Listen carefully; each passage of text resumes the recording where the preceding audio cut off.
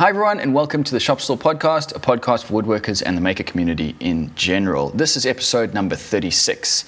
My name is Robin Lewis from robinlewismakes.com, and I'm joined by Jordan Crawford from Periodic Furniture Studio. Hello. Joey's not going to be able to make it tonight. He's still taking a little bit of time off with his new daughter, Gemma, so we might see him next week.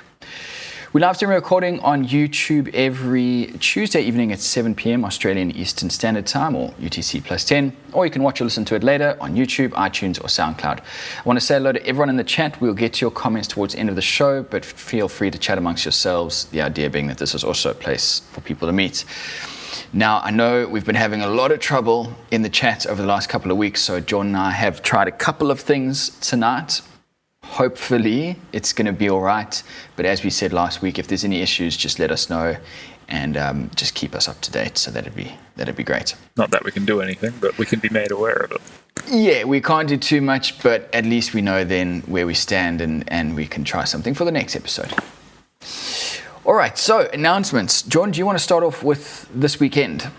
Yeah, so this is weird for me to have an announcement, but this weekend, so Friday, Saturday and Sunday, I am going to be at the Wood Show here in Perth, which is held at the Claremont Showgrounds. I'm not actually there with my company, I'm there with TimberCon, helping them out and doing some demos, but I would love it if you'd come up and say g'day and make me look popular, because then that way they might keep bringing me in to help out with more demos. But yeah, that's cool. Do you know if there's a ticket price on it? Yeah, there is. I think at least last year it was like $16 for adult. There is concession and senior prices from memory. But it is all on their website. So if you just need to Google Perth Wood Show 2018, it will have everything on there. Okay. And speaking of wood shows, I'm just bringing up the details now because I haven't actually had a look at it. So we talked a while ago about a festival coming up on the border of Canberra and New South Wales. It's the Wood Dust Festival. I don't know if you remember, Jordan, we talked about that? I do remember, yes. Yeah. That is in a lovely town. What is the town it's in? It starts with a B. Gosh. I performed there last year. It was great. Bungendore? Something like that. Bungendore? Anyway, so it's at the Bungendore Showgrounds, and I'm going to be doing a talk there on either the Friday or the Saturday. The details are still a little bit vague at the moment, but you know, I will definitely be there. So it's in October. It starts on Wednesday, the 17th of October, but I'll be there on the Friday, which would be the 19th and 20th. So that's the Friday and the Saturday. We, myself and the organizer, we've talked about really trying to bring a YouTube aspect to the show, because obviously these sort of wood expos are very much like all the classes are about sharpening and dovetails and that sort of thing, which is the more traditional side of things. But this organizer, he's very keen on trying to get YouTube involved and social media involved. So from my perspective, the talk that I'm going to be doing is about that. So it's how to start a YouTube channel, how to progress as a woodworker on YouTube. But also, I'm really hoping that all the people that couldn't make it out to Queensland in May when we did that get-together, a lot of the people said, it's too far to travel, which I completely understand. It is a long way. But I think it's just lazy. But for everyone down in New South Wales, I guess even Victoria to a certain degree, this looks like... or ACT, of course, yeah. This looks like it's going to be a fantastic show. Just talking to the owner, his vision, who's coming. Some of the sponsors are incredible. Fun Woodworking, I think it is, the magazine, they're sponsoring it. So it's real.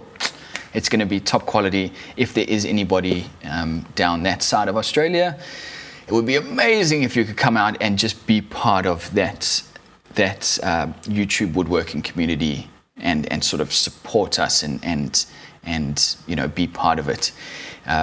That's just a little plug. I'm probably going to do another couple plugs over the next couple of weeks because I'd really really like cool. people to be there. But yeah, I'm not just asking people to come along and have a look at the show. I'm particularly asking the woodworking YouTubers of Australia, come along, let's make our presence known, and let's be a real force for that expo. Yeah, it's awesome. Cool. All right. So, what have you been working on this week, John? You were saying earlier that the business is a priority at the moment. Yeah, well, I'm in a big lull because, as we all know, this is like the first time I've done anything properly with everything outlined on paper with budgets and proposed budgets and all sorts of stuff. And then when the laser didn't arrive as specified, it meant everything was put on hold. So I'm on a big lull, and on last week's episode, I was saying that the new tube should be getting here any day now. Well, it arrived the following day, smashed.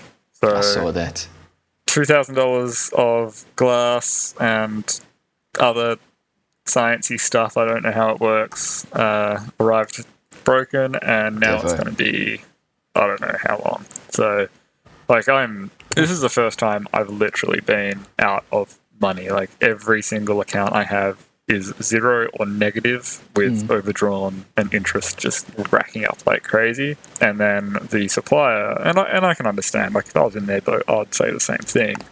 They're happy to send me a replacement tube for free, but they wanted some help with the postage because they asked for $200 in postage to help them cover the costs. And I was like, guys, I can't. I haven't got any money.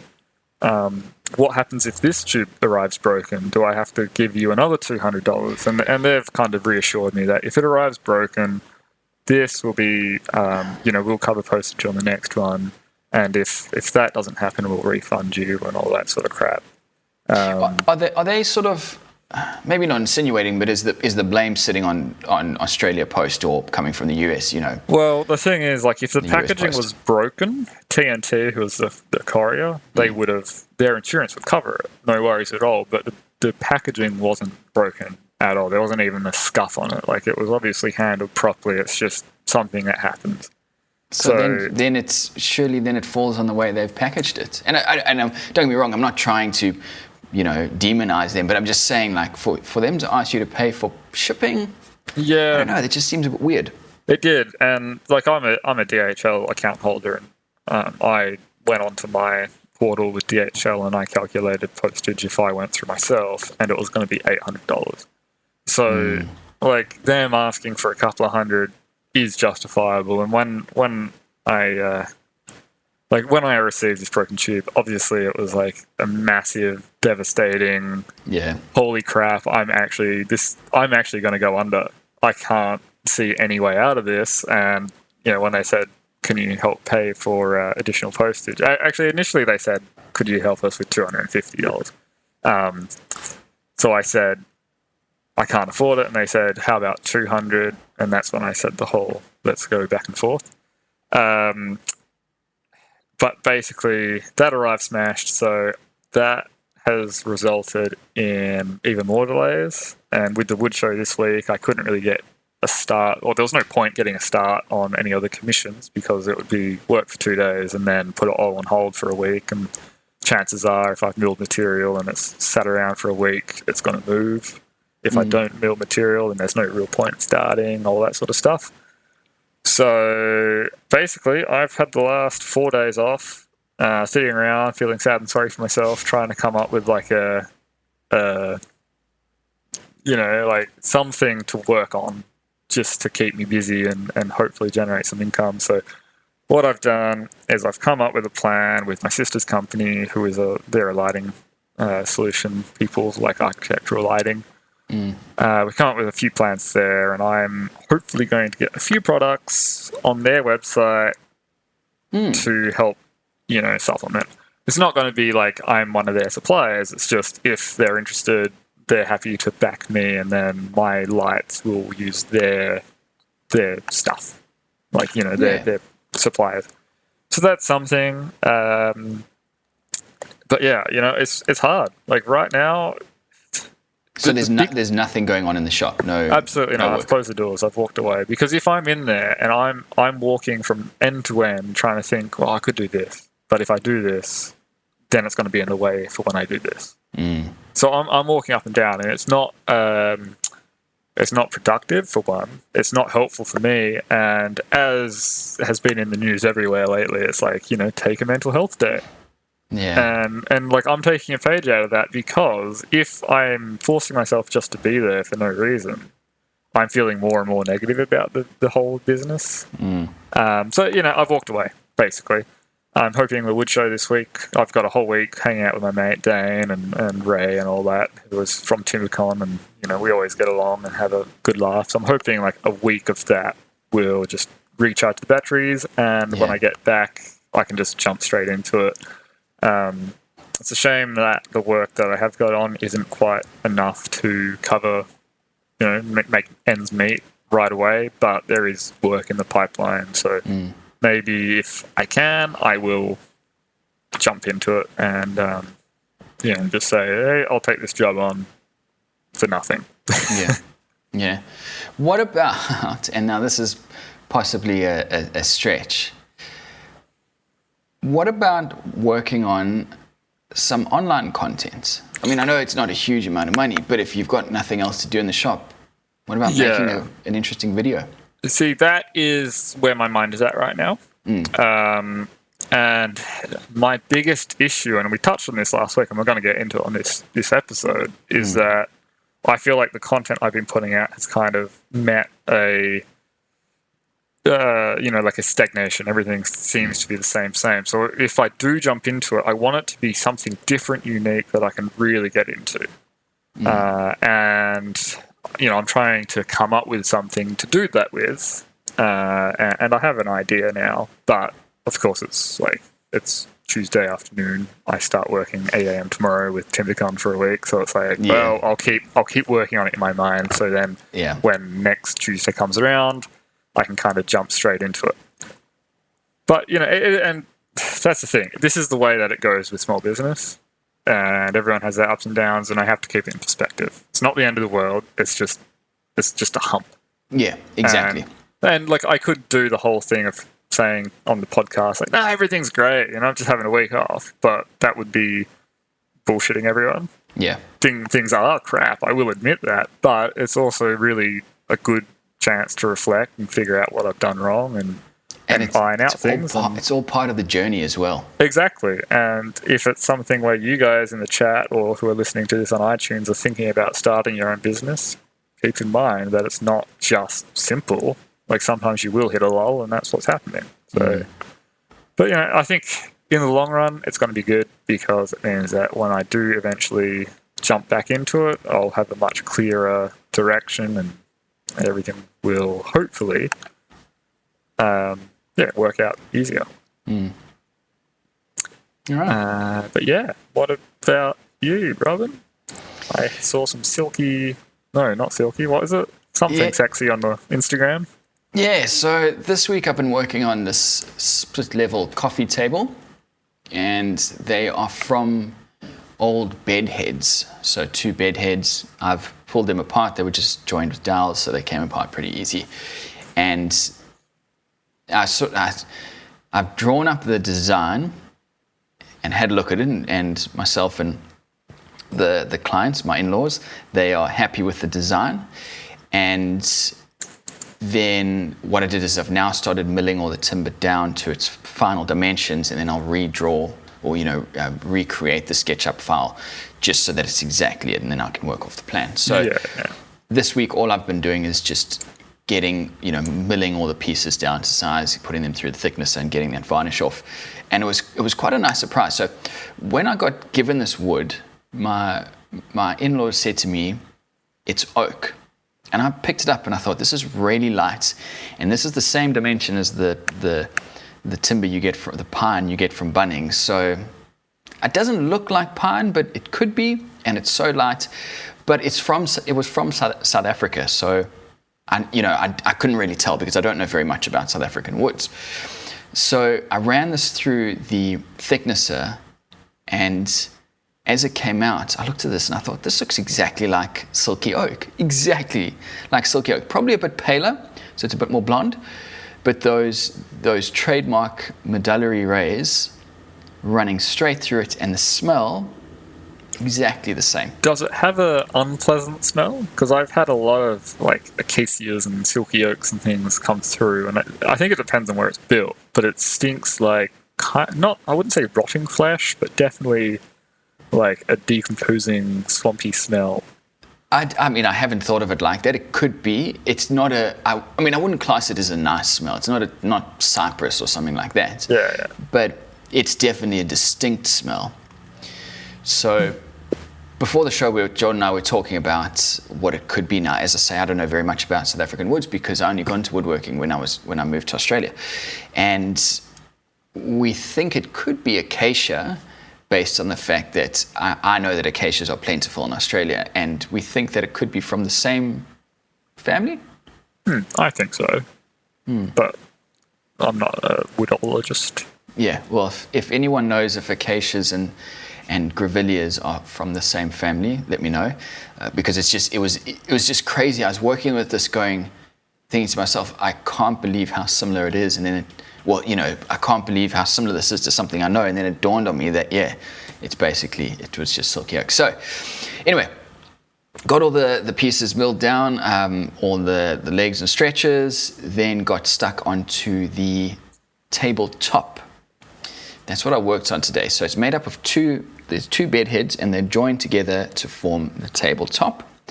And last night I put the two pieces in clamps. And today I took it out of the clamps, and I was going to, now because these two pieces were too wide to go through my thicknesser, I thought I'll glue them together, and then I'll get the belt sander out and I'll belt the varnish off. And the stupid belt sander, it's done this a couple of times. I put on the 36 grit belt, went along, it's fine, but it always happens with this 120 grit belt. You're going along, and next thing, it just digs. Oh, yeah, right. As the belt comes off the tracking, I think that's what happens, and then the machine just tips, but probably about 3-4 mil. Yep. Just, oh my word! And I was like, now is that something that they do? Well, yes, but so are you saying that the belt came off the platen and then you dug in deeper? No, so it didn't come off, but I was using it, and all of a sudden, so I'm making sure to keep it moving so it doesn't bog down in one spot. Right. But I'm also using it one-handed, which is probably not right. That's one area to improve on. Two hands is pretty necessary, but yeah. So I'm sliding it back and forwards like you're using a vacuum cleaner, and then all of a sudden it just goes, nah, and I can feel my hand dip. Okay. And it's caught it on the back, and it's just, I lift it up, and there's this thing. So, oh man, I was so angry. Yeah, I think a really good practice with a belt sander is not just up and down like a vacuum, but keep it straight up and down the board, but kind of do it in circles, big circles, because then you're not going to create tracks. Because if you start to just go up and down and you get a worn area, then your belt is going to want to track in that trench, essentially. And so where this it was where there's about the actual timber, the actual boards are made up of a few pieces of timber, and it's right on the glue line where I presume you're going to have the different grain changes. And you would also have a slight seam in there. Yeah. I mean, that's just part of belt sanders.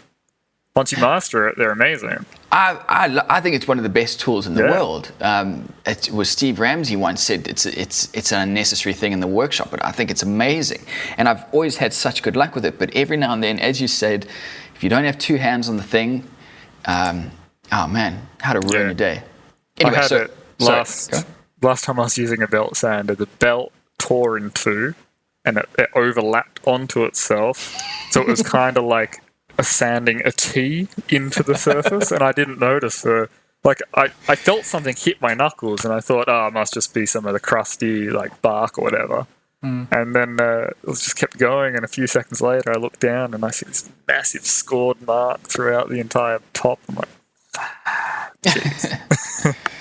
So to get around the problem, I did what I should have done, because I now ended up with a 700 mil wide panel, which I then cut into 3 pieces, put it through the thicknesser, glued them back up. Problem solved. Yeah. Which was obviously the long way around, but I should have just done it in the first place. And it looks a million times better as well. Still having a bit of issue with my jointer.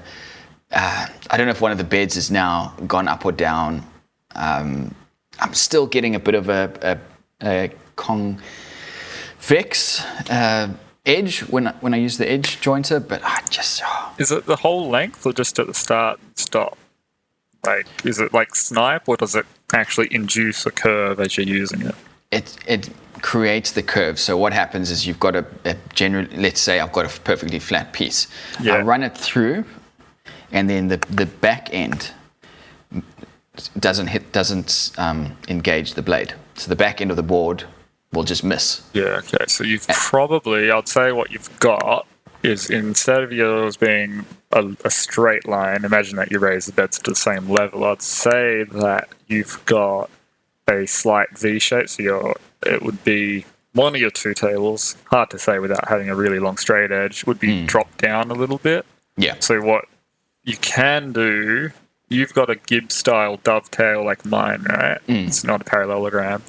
What you can do is you can just get some shim stock. I usually just go to like a car shop and get the cheapest feeler gauge that I can, and just pull a few gauges out and just jam it in with the gib, and that will actually raise or lower, depending if you put it on the bottom or the top, the overall table, and it will improve it. Do be prepared, though, that what you think it's going to do is generally the opposite thing. So if you're thinking, I'm going to shim it here because it will lift it up, it doesn't actually lift it up where you think it is. It's a real mind annoyance. Well, that's the word you wanted to use. I was going to ask, because the last time that I had a problem with it, that gibber just slid out completely because I didn't know what it was. Yeah. And so I popped that back in, and it's heaps better. But in my mind, I can't see how those little set screws are going to adjust the height of the table. Yeah, so they don't actually adjust anything. They're tension, so that's how you take slop out of your table. So you want them, especially on your outfeed, you want them to be quite tight. Like, you don't need to be able to move that table once it's set. It's set unless you change your knives to have more exposed or less exposed. You shouldn't need to adjust that table.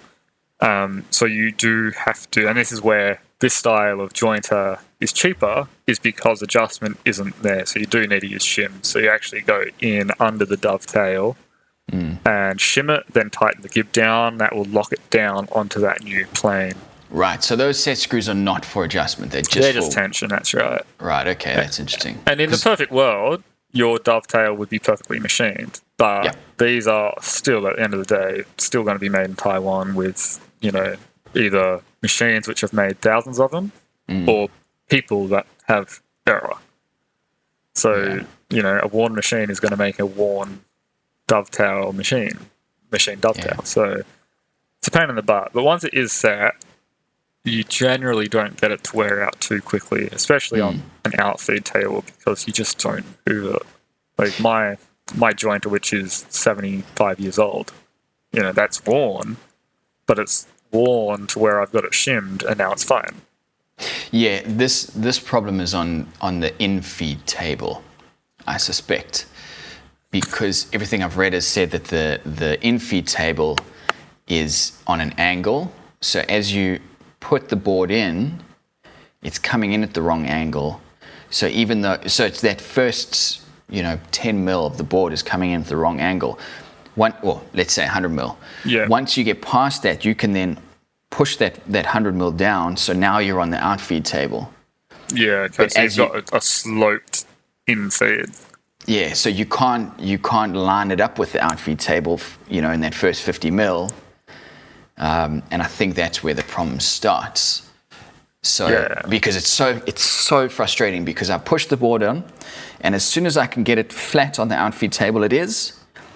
And I can see the board tracking perfectly along the outfeed table, and it's like the infeed table just slowly drops away from it. It could be that your cutter head. So there's two things that can do this. One is the sloped table. So obviously try and get even a spirit level. People say don't use a spirit level, but stuff them. I went out and bought a 1.2 meter like straight $1,000 straight edge. So yeah, okay, so you already got that. I mean, that's better than a spirit level, but still. The other thing is if you get a 12-inch rule, so 300 mil rule, chuck it on its edge and rotate the cutter head by hand, does that lift the ruler and like move it forward by a millimeter, or does it not even skim it, or does it move it by heaps? So basically, what I'm saying I set it up to just touches it. So when I've used a spirit level on it, I can just hear it's just scraping. Yeah. So you can set it up to be slightly more aggressive than that. You will get a tiny bit of snipe, but if you get it so it moves the ruler, just picks it up and moves it by a millimeter, that can sometimes accommodate for that initial error without having to shim it. It's not the best practice. It's better to have it tuned perfectly, but it is a workaround, and a lot of older machines use that trick where you do have a little bit of snipe intentionally, but it helps get rid of that. Yeah, well, I might give the shim thing a go, and then if that doesn't work, then we've got to go to plan B. Yeah. Cool. All right, so tonight we wanted to talk about a topic that we left off on last episode, and a couple of people sent me messages. I don't know if George, if you got the same thing, but a couple of people sent me messages saying, "Oh, that sounds interesting. Let's do a talk about that." I can't say I got any messages. Right. Where's the love, everyone? Come on. So, what we talked about at the end of last week's episode, John and I were discussing what we've been watching, and we both had a bit of resignation I'd say in our voices about the fact that there's nothing in the maker scene that's really jumping out of us at the moment. I don't think it's necessarily a bad thing. It's just at the moment there's nothing really, sparking our interest. So we just wanted to talk about that today, I guess very openly. There's no real agenda, there's no real direction. But has the YouTube maker scene changed over the last, what are we going to say, year? Yeah, I'd say 12 months is a good time frame. Yeah, I know Matthias Wandel put out a video a couple of weeks ago talking about how he's noticed it as well. So I don't think this is necessarily out of left field. I think it's a fair thing to assume. So let's start then, John, maybe with, in terms of what you consume on YouTube. Yeah. What percentage of that at the moment is maker, let's go maker woodworking style videos? And feel free to be as honest as you want. You don't have to be. I would say next to nothing is woodworking at the moment. I mean,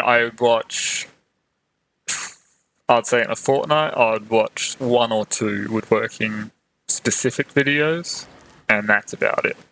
Everything else, if it's maker related, it would be like engineering stuff. So, minute physics and all that sort of stuff, where it's actually highly educational for someone like me, anyway. Maybe not to a civil engineer, but to me, it's educational.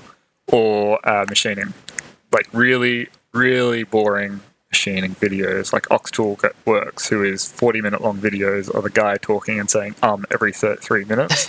But it's completely different. It's out of my realm, and it's fascinating to me to watch this guy turn chunks of steel into, like, whatever it is, a handle for a machine, or just talking about how you can use light waves to measure to millionths of an inch of accuracy by using a certain light wave and all sorts of stuff like that. And I don't know why that is. Well, I think you've just touched on it there. It's out of your scope of knowledge. So because of that, whatever they're talking about, it's going to be exciting. And so when we as woodworkers look at woodworking videos, in the beginning, it was amazing because everything was new and exciting. Yeah. And maybe that honeymoon period is just over now. It's not to say that the videos are lesser quality or the content's changed, but we have sort of changed our view. I mean, I think it has to be part of that. And I mean, not to sound too negative to all the other like YouTube creating people, like content creators out there, but to me, everything that is being produced, not everything, but the majority of stuff that's being produced, is probably better wording, is very same. Like, it might be a different end product, but the construction methods are the same, or the timber that they're using is all this Home Depot, whatever you guys call it in the States, or like Bunnings grade materials, or it's all like more assembling something than actually making something. There's obviously like exceptions to that rule, but the popular channels which are getting these huge views, to me, seem to be these boring projects which are different to the last project they made, but somehow it's still the same. But is that same content different from when you used to watch it 5 years ago? I don't believe it is. I don't believe it is. I think it is, because when I was watching 5 years ago, or even 8 years ago, I was watching The Wood Whisperer, like, in early days, and I was watching his stuff, and I was fascinated by the fact that his Festool router could be adjusted by 0.1 of a millimeter. And, like, he was doing mortises with a router and then still kind of hand-shaping everything. So he was using, something which is completely powered and then using something completely hand-driven, whereas now, if I watch a video, most of it is using, a Festool domino, and I'm guilty of all this crap myself. Don't get me wrong.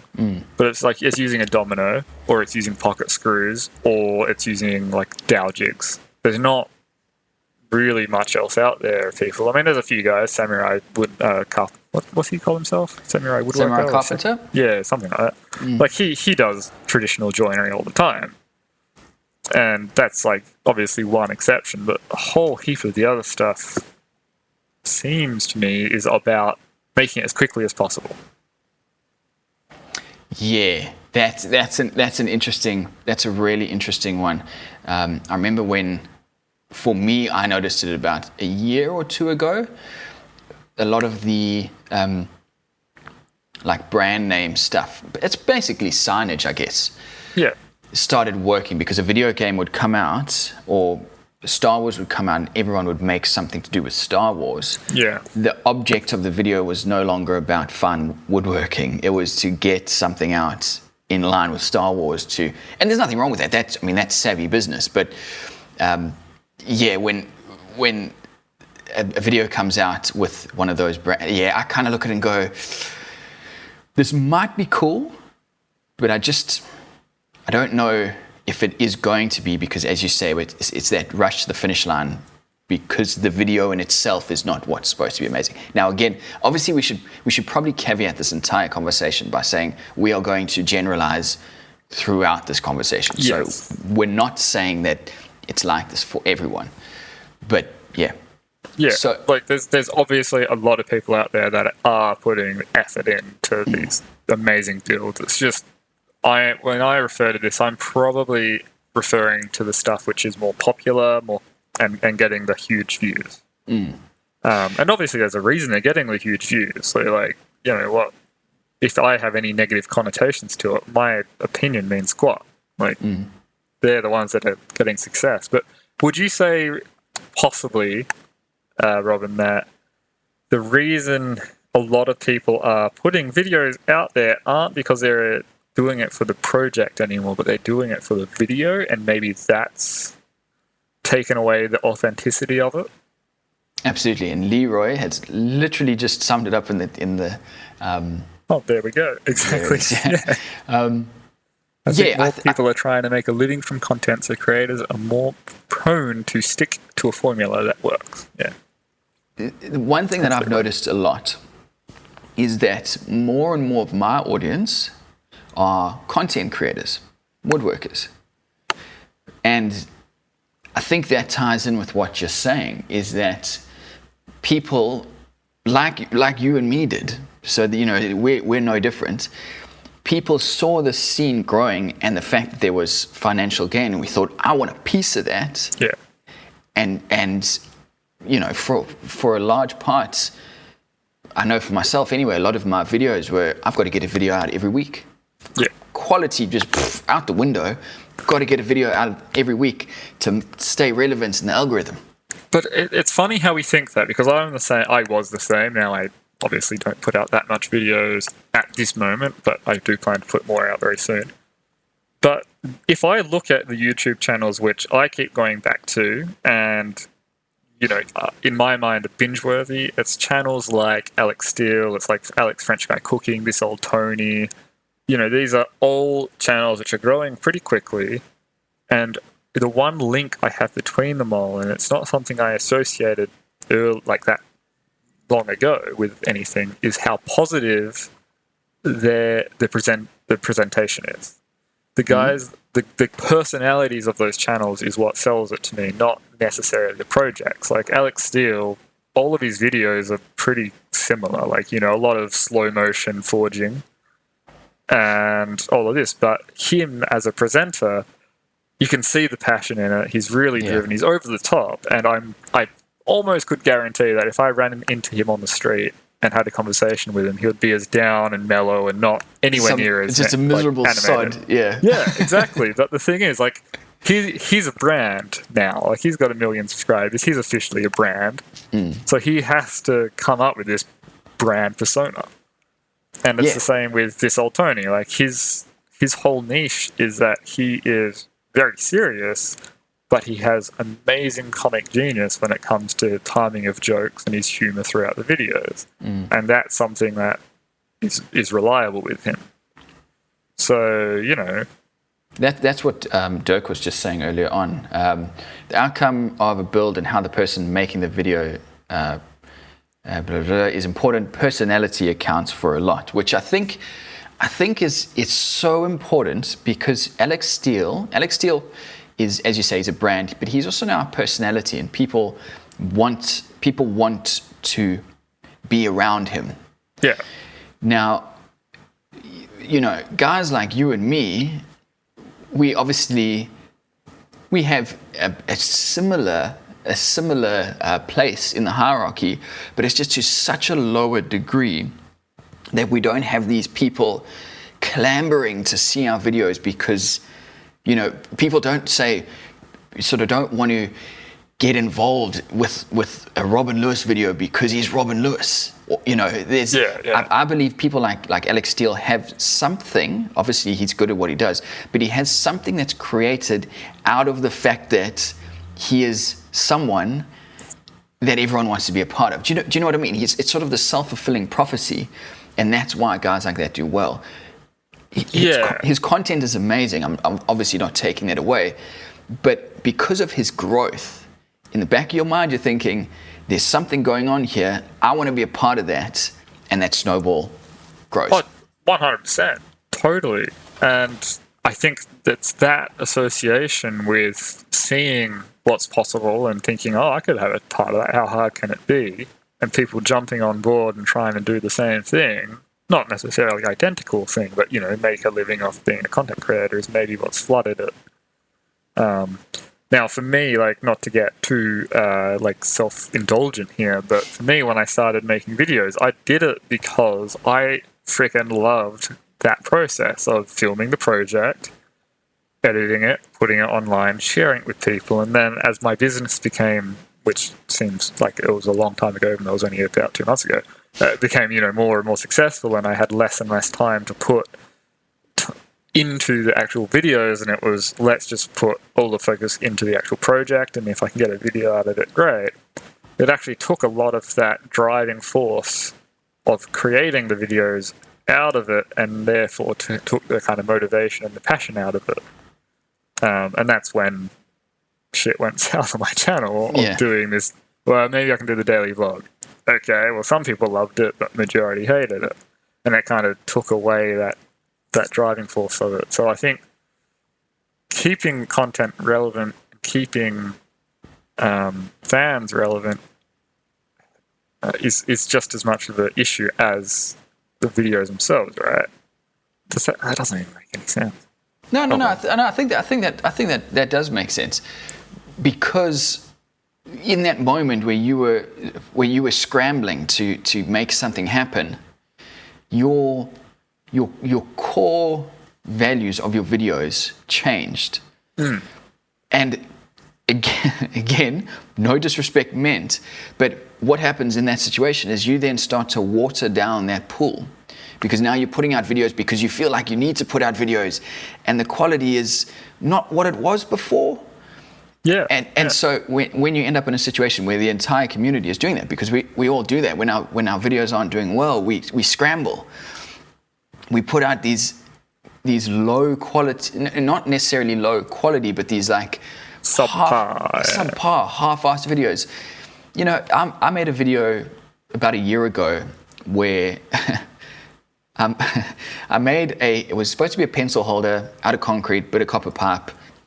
It was terrible. The project was terrible, but I had this really cool idea on how to film it. All my effort went into the filming, and I lost sight of the project, and I got slammed in the comments, completely justifiably. It was a terrible video. But in my head, while I was making it, I was thinking, this way of filming is amazing. This video is going to do so well. Not, I'm going to share this thing that I've made with people. I'm going to use flashing lights, literally smoke and mirrors, to try and get to the top of the list.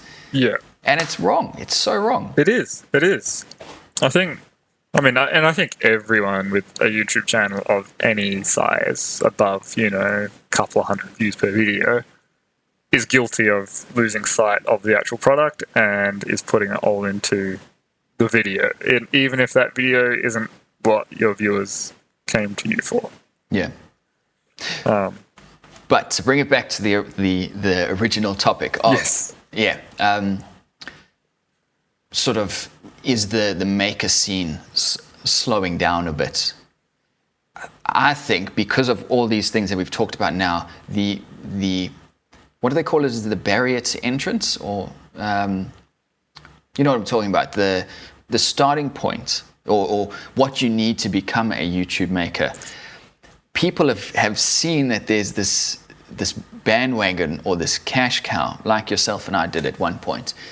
And so many people have just jumped on now that there's just this complete flooding. And man, when I go into my subscriptions feed, I'm just scrolling through going, nope, yeah, doesn't interest me, not interested. Barely ever click on one of them. It's just, yeah. I've got a handful of people that I watch religiously. As what we were saying earlier, I'm watching it for them because I like them. I think if, in this sphere, we would be friends. So, you naturally, what do they call it? A pseudo friendship. Yep. But in terms of the actual projects, yeah, I just don't, nothing gets me excited like it used to.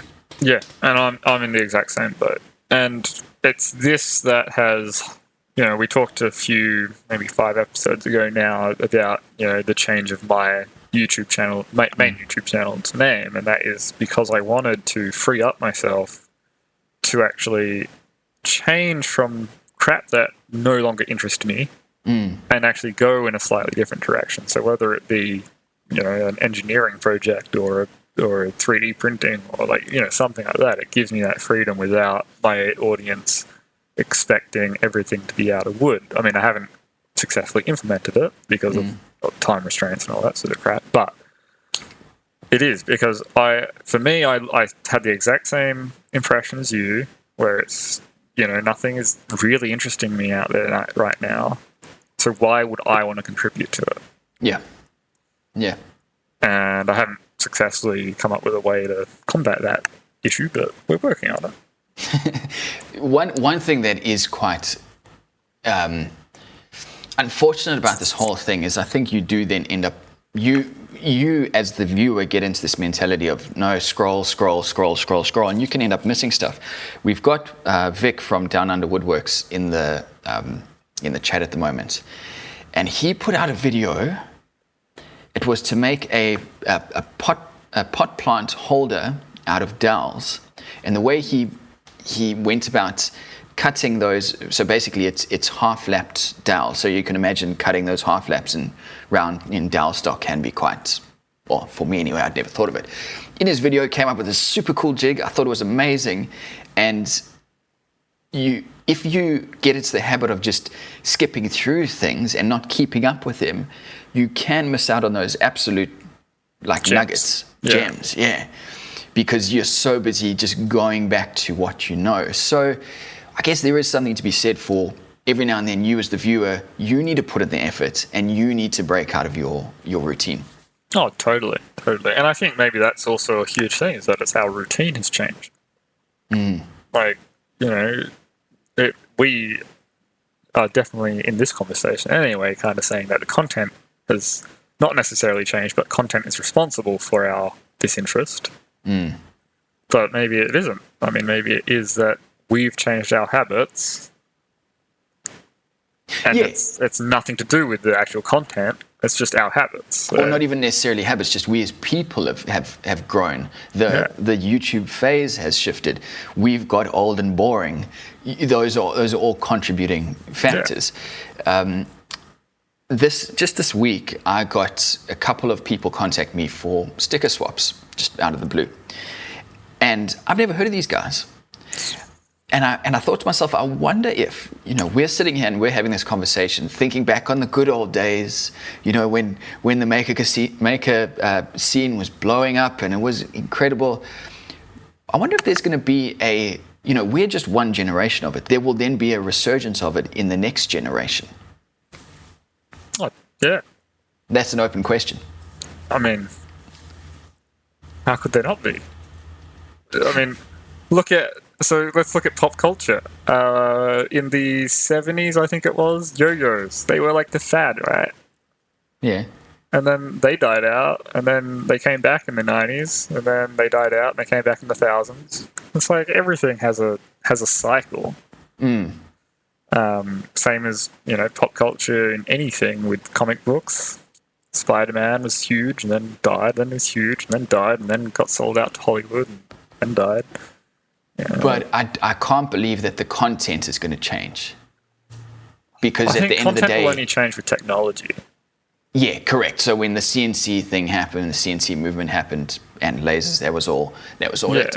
But in terms of woodworking, it's going to come down to the individual, the character, the personality. Because surely by now, YouTube's saturated with anything that you can think of woodworking-wise. You can find a video on it. There's nothing new. Anything-wise. I mean, 95% of my problems, instead of Googling, I YouTube now. Yeah. Like, almost everything is now YouTube. Yeah. So the idea that something new is going to come along. So going back to your analogy about was music. The music does change as we go. Now, I guess you could, depending how much you dislike certain genres, you could argue that it doesn't. But there is a progression. The way you make a coffee table between mortise and tenons and pocket hole screws, that's never going to change. Well, it's not. The fundamentals aren't going to change, but it will change as styles change, as in what's in fashion, what's in vogue. So if like I think right now there's a lot of Scandinavian influence out there, especially in Australia. But there's also the other side to say that the way that they used to make a coffee table in the 1800s was all back saws and chisels, and then they would, everything was through mortise and tenon, and everything had hand cut because there was nothing else out there. And then you get to now where you've got one extreme, which is the pocket screws and the domino, which is basically make anything flat pack. Who cares? We can stick anything together with this. So that's where the change is going to be. Like, you look at the old Norm videos and everything was biscuit joint because biscuits were the new technology. And now you look at everything and everything is either domino or pocket hole. Like, pocket hole was around back then, but domino wasn't, and now everything's dominoed. So what is the next huge thing going to be that will change it? Talking about that, I don't know if you watch Andy Rawls. I do occasionally, yes. So he put out a video recently, I think it might have actually been today, where he's making a big conference table out of some hard maple. He's got a machine called an S4, which I don't know if that's just a name that he gave it, but because it does what it says on the tin, it dimensions the lumber up. Yeah. You literally take a piece of timber, you put it in the machine, one side, other side, top side, bottom side, out it comes. Yeah, four-side planer. Oh man, what a dream. Yeah, no, they're pretty cool. I mean, they've been around for decades. They used to be steam-powered, but yeah, they're incredible machines. But maybe that will be the next maybe that becomes commonplace and everyone's like just a benchtop unit. Yeah. Over in the chat, everyone's talking about resin pours, and perfect example. Now, is the maker scene, the maker community in general, just a scale up of the resin pour? I saw something funny. It's around this.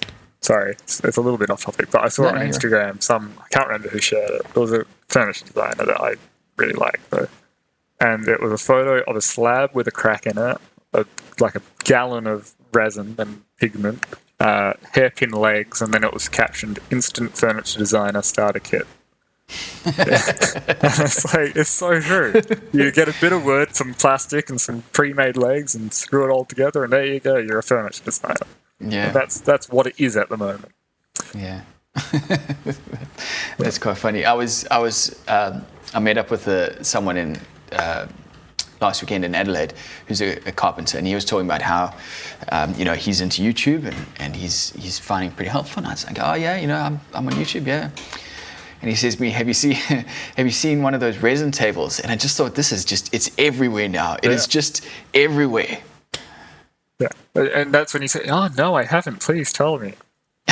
It's like the coffee roaster next door to me always comes in and says, oh, have you seen this? He is something out of this planet with how annoying he can be. Yeah, you've talked about him before.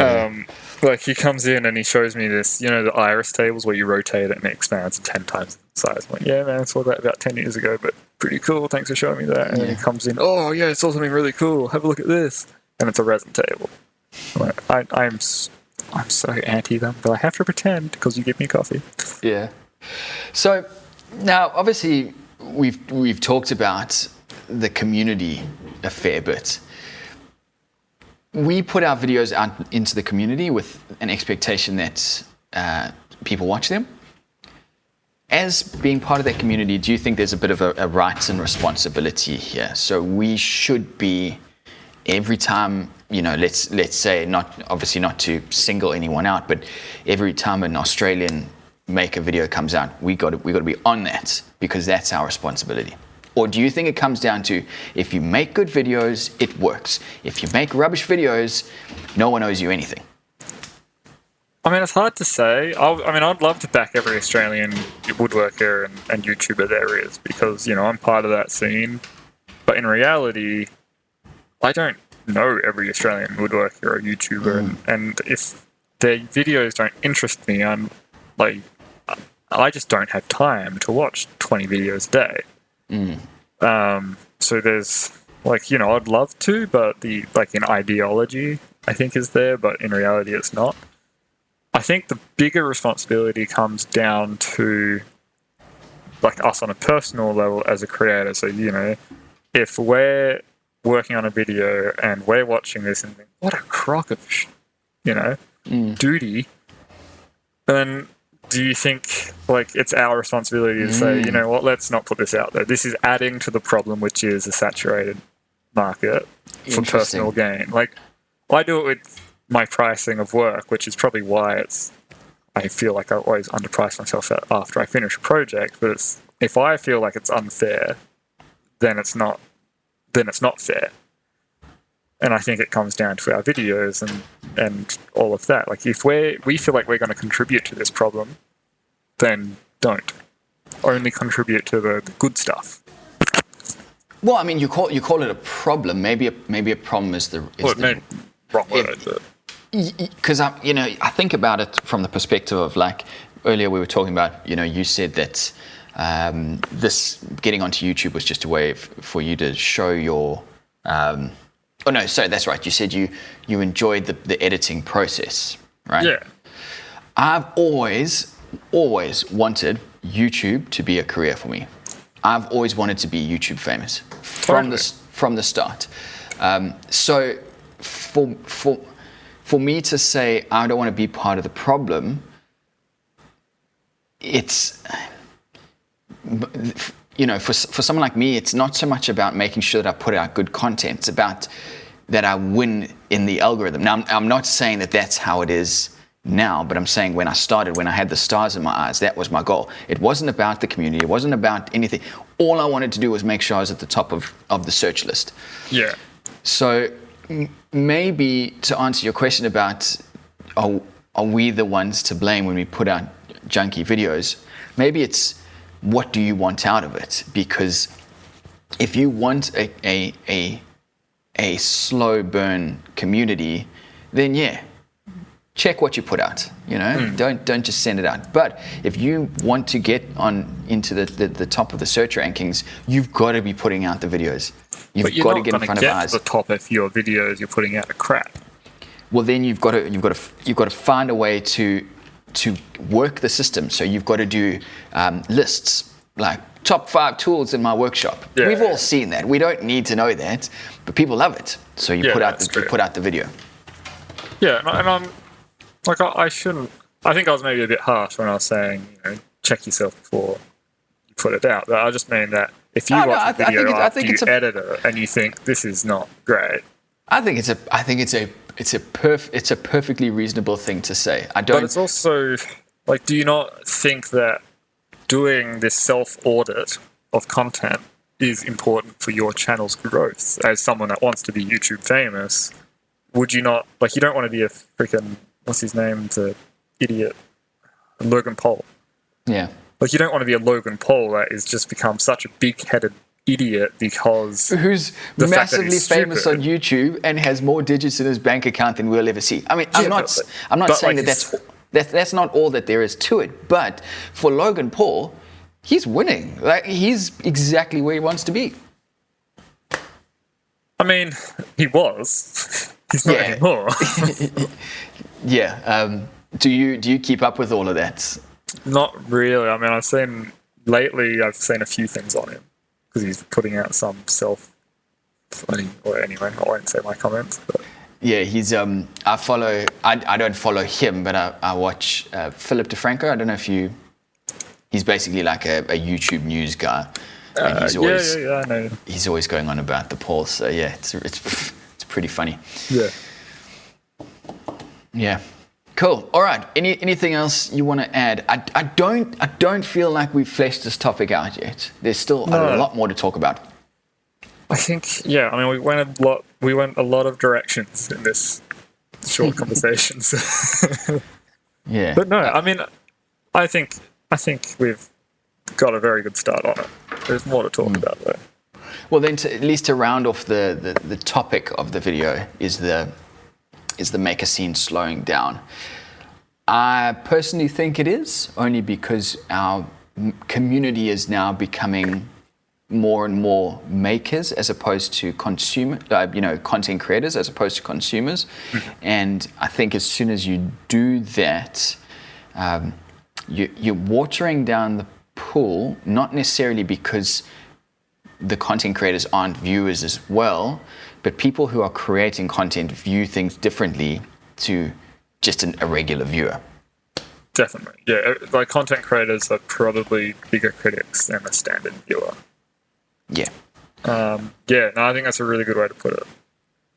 And maybe not the maker community in general, because like if I look at the crafty movement where it's all this like scrapbooking, or maybe not scrapbooking, but the 5-minute DIY crap, like that's still growing hugely, I would imagine. But as far as woodworking goes in the maker side, I definitely would agree with that.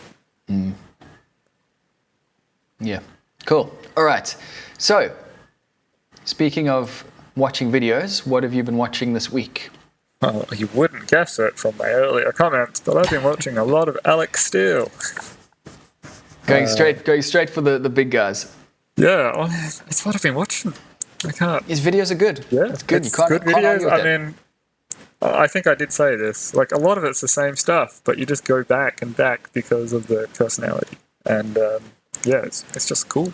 It's kind of like a destructive relationship. You don't know why, but you just keep Yeah. going back. Exactly. And in case Comfortable. like you live under a rock and you don't know who this guy is, like, he's just a blacksmith who is a massive YouTube celebrity now, and he's making swords and knives and forging hammers, and it's just cool. Yeah. What about you, Rob? So there's a channel, I think it's Practical Engineering is the channel name. I've got a link in the video description below. He did a video. He does these engineering videos, which I find fascinating. So it's all like what's engineering? There's a fancy term for it. Civil engineering. All these civil engineering, like the way water runs through pipes and why you can't just slam a water pipe shut because what's going to happen. Water hammer and all that. Yeah, all stuff like that. It's really interesting. Anyway, he did a video this week about why bridges don't collapse in on themselves when you tunnel through them, and how bridge tunnelers use rock. I think they call them rock bolts. Yeah, rock anchors or whatever it was. Right. I watched this video. It's really cool. Yeah. How cool was that? That was, and then okay, I'm not going to give the video away. This is going to blow your mind if you don't know about these rock anchors. Go and have a look at the video below, and you're going to see total witchcraft, in my opinion. I just thought it was just the coolest thing ever that he could do that. He does a practical demonstration of how these anchors work, and you will not believe how My biggest cool takeaway is that after seeing that, I can finally look into these tunnels and caves and things that I've been through and realize what these bolts are doing. right? I had no idea what the hell they were doing, and now I know, and it's really cool. Definitely worth a watch. When I lived in London, all the underground tubes. Yeah. Well, you would have seen it when you were there as well. Yeah. All those little anchors all the way along. Yeah, that's what they're doing. Yeah. But you did a really cool one a while ago with Earth, or I think it's called Earth Mounding. That's another video of his to check out, where it's how like civil engineers combat Earth just washing away when they're building ramps and bridges and things like that. That was a really cool one as well. My favorite, besides this one, because to date I think this is the best, is he talked about, it's something, I can't remember the exact name, but it's to do with the friction forces within sand, and how you can take, with engineered sand, you can make a block of sand. I think in his case it was like 300 mil by 300 mil. Yeah. And he set a car on top of it, a car wheel on top of it, but just the friction forces within the sand were enough to take the weight of a car, a little 300 by 300 cube of sand. I think that's what I was referring to, and he did it with like fiberglass mesh between or fly screen mesh between the layers. That's what he used in it. Yeah. That's the video I was just referring to. That was a freaking brilliant one. That was the first one. To be learnt on his channel. Yeah. Cool. All right. Well, that's about it. Anything else you want to add, Jordan? No, just I miss you, Joey. Come back. Yeah, hopefully we'll have Joey next week. We spoke to him and he said it's a bit of a balancing act at the moment, so we may or may not see him tonight, but hopefully next week we'll get some quality woodworking input into this podcast. That's it. Just want to do one more plug this weekend. George's going to be at the Perth Wood Show. So if you are in the area, head down to that. I'm sure it'll be worth a laugh. Go say hi to Jordan and get a picture with the celebrity while he's still underground. And okay. All right, everyone. Well, thanks very much for tuning in. I hope you enjoyed the show, and we'll see you again same time next week, Tuesday. Catch you then.